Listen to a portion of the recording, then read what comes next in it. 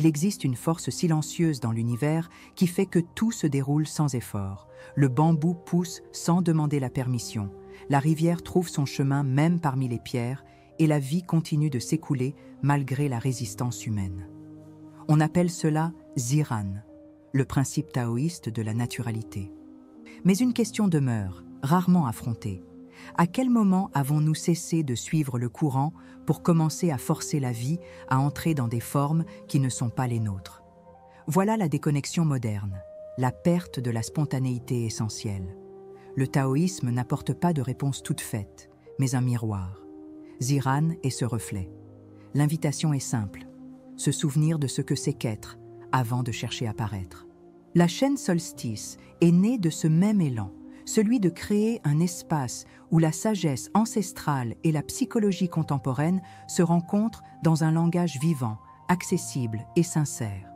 Ici, chaque concept philosophique devient expérience humaine.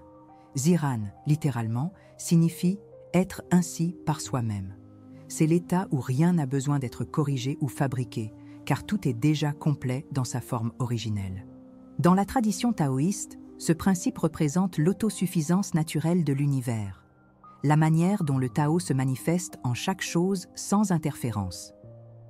La nature ne cherche pas à être parfaite, elle est simplement. L'être humain, lui, a oublié cet art. La vie moderne, gouvernée par le contrôle et la performance, a transformé le simple fait d'exister en une suite de tentatives d'adaptation. Ziran est l'antidote à cette aliénation. Un exemple aide à saisir sa puissance. Imaginez un jeune enfant dessinant sans vouloir plaire. Chaque trait est vrai, car il n'y a pas de conscience de l'erreur. Cette pureté d'action, c'est Ziran à l'état pur, la spontanéité avant l'autocensure. En grandissant, nous troquons cette liberté contre des stratégies d'acceptation. Nous vivons selon les attentes extérieures, ajustant notre authenticité au goût de l'approbation. Le résultat est une fatigue existentielle que beaucoup confondent avec un but. Revenir à Ziran, c'est abandonner la nécessité de justifier son propre être. Mais attention, Ziran n'est ni une invitation à la passivité, ni à la désorganisation. C'est l'exercice le plus raffiné de la lucidité. Agir sans forcer, exister sans jouer un rôle. Cette naturalité ne rime pas avec négligence. Elle naît de l'harmonie entre l'essence et l'expression. Lorsque l'individu se reconnecte à son axe intérieur, ses actions deviennent cohérentes, simples et efficaces. C'est à ce moment-là que surgit la véritable efficacité. Celle qui ne vient pas de l'effort, mais de la clarté. C'est ce que les maîtres taoïstes appellent « vivre en alignement avec le Tao ». Nous vivons à une époque qui glorifie la performance et méprise le silence. La philosophie de Ziran offre un contrepoint radical. Au lieu d'en faire toujours plus, sois entier dans ce que tu fais. Au lieu de chercher le contrôle, découvre le rythme déjà en mouvement. Ce changement de perspective est transformateur, car il dissout la peur de rester en arrière, cette anxiété de ne pas être à la hauteur. Lorsque nous comprenons que le flux de la vie ne demande pas d'approbation, seulement de la présence, naît la véritable liberté. Et c'est cette liberté que Solstice cherche à étudier, cultiver et partager.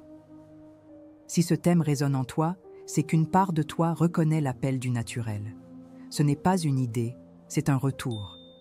Ziran est le point d'équilibre entre l'essence et le monde, entre ce qui est et ce qui devient. Ici, chaque vidéo est une leçon et un rappel. Ce qui est réel n'a jamais besoin d'être forcé. Suis la chaîne Solstice pour approfondir ce voyage, explore les prochaines parties de cette série et permette-toi de te souvenir de ce que la hâte a fait oublier. Si ce contenu t'inspire, abonne-toi et offre ton soutien, non par obligation, mais par résonance. Il y a plus de 2000 ans, sur les rives du fleuve Si, un homme observait le courant. Il s'appelait Laozi, et l'on raconte que, avant de partir en exil volontaire, il écrivit les brèves lignes qui deviendraient le Tao Te Ching.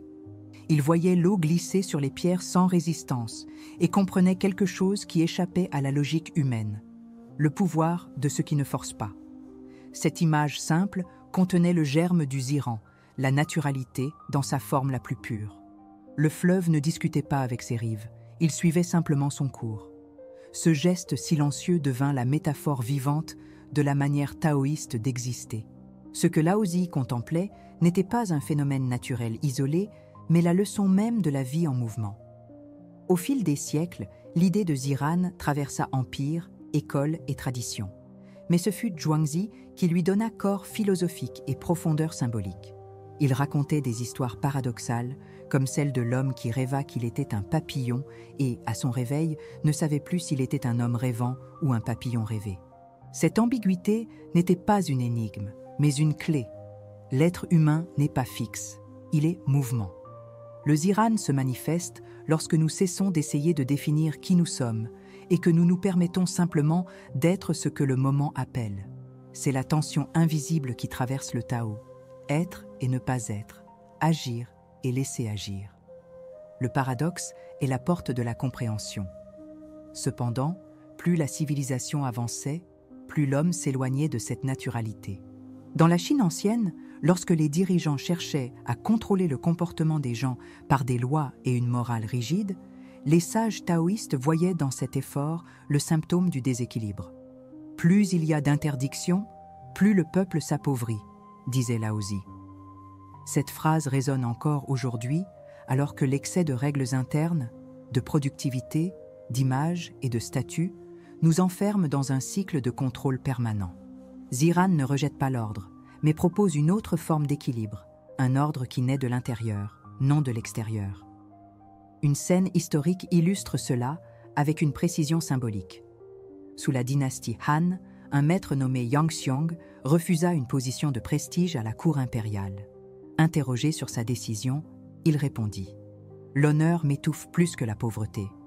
Son refus n'était pas une rébellion, mais un alignement avec le Tao. Il reconnaissait qu'accepter quelque chose par simple convention l'éloignerait de son propre flux. Ce geste simple, presque invisible, est le cœur du Ziran. Agir en accord avec sa nature intime, même lorsque le monde exige le contraire. En des temps où la quête du prestige est incessante, le choix de ne pas forcer devient un acte révolutionnaire. Cette tension entre le naturel et le fabriqué est ce qui anime notre expérience contemporaine. Nous vivons sous le règne de la performance, où même le silence doit être justifié. Ziran réapparaît alors comme une forme de résistance douce, non pas contre le monde, mais contre la déconnexion intérieure. Il nous rappelle que la vie n'a pas besoin d'être poussée pour exister. Tout comme le fleuve n'a pas besoin de penser pour couler, l'être humain n'a pas besoin de lutter pour être authentique. Mais il y a un prix, le détachement des masques et des attentes que nous avons construits pour survivre. C'est là l'ambiguïté centrale. La liberté exige l'abandon. Lorsque nous parlons de naturalité, il ne s'agit pas de spontanéité impulsive, mais de la lucidité qui naît de la cohérence. Ziran est la conscience au repos. Agir parce que c'est le bon moment, parler parce qu'il y a vérité, se taire parce que le silence suffit. C'est l'état où le savoir et l'être coïncident. En pratique, cela se traduit par des choix plus légers, des gestes moins défensifs et une présence qui n'a rien à prouver. C'est dans cette simplicité que la complexité se dissout. Et c'est pourquoi les textes taoïstes résonnent encore, non pas parce qu'ils enseignent de nouveaux chemins, mais parce qu'ils révèlent que le chemin a toujours été sous nos pas. L'étude du Ziran est donc une archéologie de l'essence, creusée pour retrouver ce qui a été enseveli sous le bruit. Chaque réflexion de ce contenu est une invitation à voir l'invisible et à se souvenir du rythme naturel qui soutient toute chose. Le savoir ici ne cherche pas à te convaincre, mais à provoquer un souvenir. La véritable transformation ne vient pas de l'extérieur, mais de la reconnaissance intérieure de ce qui est déjà. Continue à suivre cette série et plonge plus profondément dans l'art taoïste d'être naturellement toi-même. L'application pratique du Ziran commence par un geste apparemment simple, mais profondément courageux, interrompre l'élan de se corriger à tout moment. En psychologie, cette tendance est appelée autocontrôle excessif, et des études de l'université de Stanford montrent que les personnes qui tentent de supprimer leurs émotions ou pensées indésirables finissent par les renforcer. Le taoïsme avait déjà anticipé ce phénomène il y a des millénaires. Forcer l'équilibre, c'est le perdre. Ziran enseigne le contraire. Ne pas corriger, mais comprendre le mouvement intérieur jusqu'à ce qu'il se réorganise naturellement. L'esprit, lorsqu'il est laissé dans un repos conscient, trouve sa forme la plus efficace d'autorégulation. C'est l'état où le corps et la pensée s'alignent sans effort. Une pratique peu connue qui incarne ce principe s'appelle Wunyan, ou l'esprit sans fixation. C'est un exercice taoïste d'attention ouverte que la neuroscience reconnaît aujourd'hui comme une forme avancée de métaconscience, la conscience de la conscience elle-même. Au lieu de se concentrer ou de bloquer les stimuli, le pratiquant observe le flux mental sans intervenir. Cela réduit l'activité de l'amygdale, responsable de la réaction au stress, et renforce le cortex préfrontal, lié à la clarté cognitive. Le résultat est une perception plus nette et moins réactive. C'est la science et la spiritualité qui convergent dans un même langage, celui de la naturalité autorégulée. Les alternatives les plus courantes, le contrôle rigide des habitudes, la quête compulsive de productivité ou la consommation effrénée de techniques d'auto-amélioration, produisent des effets secondaires prévisibles, anxiété, épuisement et sentiments chroniques d'inadéquation. Ce sont des méthodes fondées sur la résistance, non sur la fluidité. Elles partent du postulat que l'être humain doit être sans cesse corrigé, comme une machine déréglée. Le taoïsme, au contraire, perçoit l'être comme un écosystème vivant. Plus il y a d'interférences, plus il y a d'instabilité. L'harmonie n'est pas le produit de la surveillance, mais de la confiance. Cette confiance est le terreau fertile du Ziran. Pratiquer Ziran, c'est remplacer le contrôle par l'écoute. Au lieu de chercher à modeler chaque pensée, l'individu apprend à observer son flux intérieur comme le fleuve que contemplait Laozi. Cette attitude éveille une forme d'intelligence qui ne s'apprend pas dans les livres, l'intuition équilibrée. Des recherches de l'Université du Wisconsin confirment que les états d'attention détendus augmentent la connectivité neuronale entre émotion et raisonnement, favorisant des décisions plus cohérentes et moins impulsives. C'est la preuve moderne de ce que les anciens maîtres savaient déjà. Lorsque nous cessons de lutter contre nous-mêmes, la vie commence à coopérer. Mais il faut comprendre que Ziran n'élimine pas l'action, il en affine la source. Agir dans un état de naturalité, c'est agir avec précision, sans gaspillage d'énergie. Les pratiques fondées sur l'effort constant créent une illusion de progrès, mais engendrent souvent fatigue et insatisfaction. Ziran produit l'effet inverse. Moins de tension, plus d'efficacité. Cela se constate chez les athlètes, musiciens et artistes qui atteignent l'état de flow, un terme moderne qui fait écho à l'ancienne sagesse taoïste. L'excellence ne naît pas de l'effort extrême, mais de la présence fluide dans l'acte. C'est le véritable pouvoir de la spontanéité consciente. Dans la vie quotidienne, appliquer Ziran peut être aussi simple que de respirer avant de réagir, de percevoir avant de décider ou de laisser une pause remplacer une réponse automatique. Cette pratique réduit le bruit mental et accroît la clarté perceptive. Avec le temps, on réalise que la majeure partie de la souffrance provenait de la tentative de contrôler l'incontrôlable. Ziran dissout cet élan en révélant que la vie, lorsqu'elle est observée sans résistance, tend naturellement vers l'harmonie. C'est la science de la sérénité et l'art de l'efficacité intérieure. Ainsi, l'invitation n'est pas de changer qui tu es, mais de cesser l'effort de devenir autre chose. Solstice propose cette approche comme une voie véritable d'équilibre. Comprendre, intégrer, relâcher. Le chemin du Ziran est celui de la réconciliation avec son propre rythme. Expérimente la pratique du Wunyan quelques minutes par jour et observe ce qui se produit lorsque l'esprit cesse de lutter. Si cela résonne en toi, partage dans les commentaires la phrase « Je choisis de couler avec ce que je suis ». Ce n'est pas seulement un commentaire, c'est une déclaration d'engagement envers la naturalité. L'essence du Ziran, lorsqu'on l'examine en profondeur, révèle une synthèse entre psychologie, spiritualité et observation de la nature humaine. Il décrit l'état dans lequel l'individu agit à partir de son intégrité essentielle, sans conflit entre pensée, émotion et action. Dans le langage psychologique moderne, on pourrait parler de congruence psychique, le point d'équilibre entre le moi conscient et le moi instinctif. Dans le taoïsme, Cela représente l'unité entre l'homme et le Tao, c'est-à-dire l'alignement entre le microcosme humain et le macrocosme universel.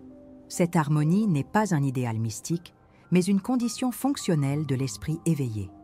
Lorsque l'être agit selon sa propre nature, la cohérence remplace l'effort et la clarté prend la place du doute. Le ziran est l'état antérieur à l'ingérence de l'ego. C'est l'instant où l'élan naturel se manifeste avant d'être filtré par la peur ou la vanité. Dans la psychologie humaniste de Carl Rogers, on trouve un parallèle avec le concept de organisme auto-actualisant. Cette tendance innée qu'a chaque être humain à réaliser son potentiel lorsque les conditions internes sont favorables. Le taoïsme et la psychologie se rejoignent sur ce point. Tous deux reconnaissent que la contrainte détruit l'authenticité. C'est pourquoi l'esprit taoïste recherche la douceur, non comme fuite, mais comme méthode. Plus le mouvement intérieur est naturel, plus le geste extérieur devient vrai. Ainsi, l'individu agit sans friction entre ce qu'il ressent et ce qu'il fait. La spiritualité bouddhiste complète cette vision en mettant l'accent sur le non-attachement. L'attachement est la tentative de figer ce qui, par nature, est impermanent. Ziran dissout l'attachement en montrant que le flux est inévitable et donc sûr. Dans le Dhammapada, Bouddha enseigne que celui qui abandonne le contrôle trouve la liberté, une formulation identique à la pratique taoïste du Wu Wei, l'action sans effort. Les deux traditions convergent vers la même idée. La souffrance naît de la résistance. L'esprit, lorsqu'il ne tente plus de dominer le flux, devient un miroir limpide de la réalité. Dans ce reflet, la conscience s'élargit et la vie retrouve son rythme essentiel. Vivre selon Ziran, c'est remplacer le contrôle par la conscience. Les neurosciences montrent que les états d'attention ouverte, semblables au Wunyan, réduisent l'hyperactivité du Default Mode Network, responsable de la rumination mentale. Ce silence neuronal permet au système nerveux de se réorganiser, favorisant la régulation émotionnelle et l'augmentation de l'empathie. Autrement dit, la pratique spirituelle possède une correspondance biologique mesurable. Le cerveau en état de naturalité fonctionne avec efficacité, non par effort, mais par harmonie intérieure. C'est le même principe taoïste traduit en langage scientifique. Le système s'équilibre lorsque l'interférence cesse. Le Ziran offre également une lecture symbolique de la maturation.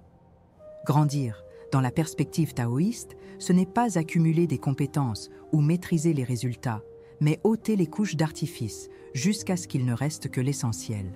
Ce dépouillement est la véritable sagesse, le retour au point d'origine où l'être et l'agir ne font qu'un.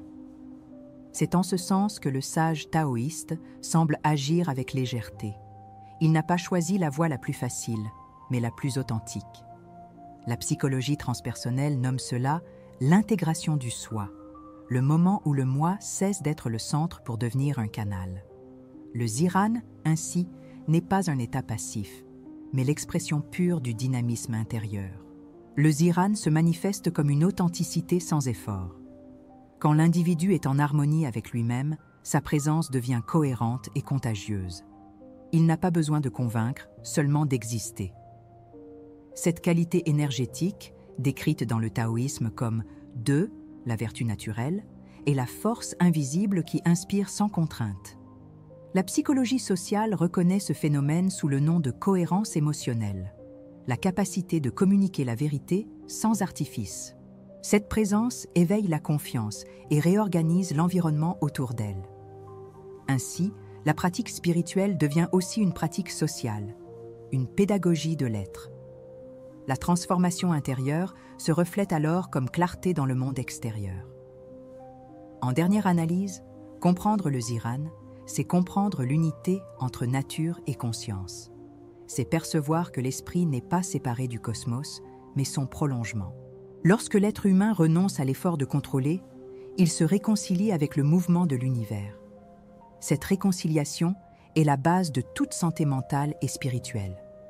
Étudier le Ziran, ce n'est donc pas un exercice théorique, mais un entraînement du regard, observé jusqu'à ce que l'observateur se fonde dans l'observé. À cet instant naît la sagesse silencieuse, celle qui n'a pas besoin de prouver, seulement d'exprimer. C'est là que l'humain retrouve le Tao, et que le Tao se reconnaît dans l'humain. Il existe un instant où toute quête se dissout, et ce qui demeure n'est que l'acte simple d'être. C'est le point où le Ziran se révèle, non comme concept, mais comme respiration. La compréhension ne naît pas de la pensée, mais du repos de la nécessité de comprendre. Le taoïsme nous rappelle que le réel ne s'explique pas. Il se vit. Lorsque l'effort cesse, l'être revient à son axe naturel. Et peut-être que toute sagesse consiste en cela, se souvenir d'être sans tenter.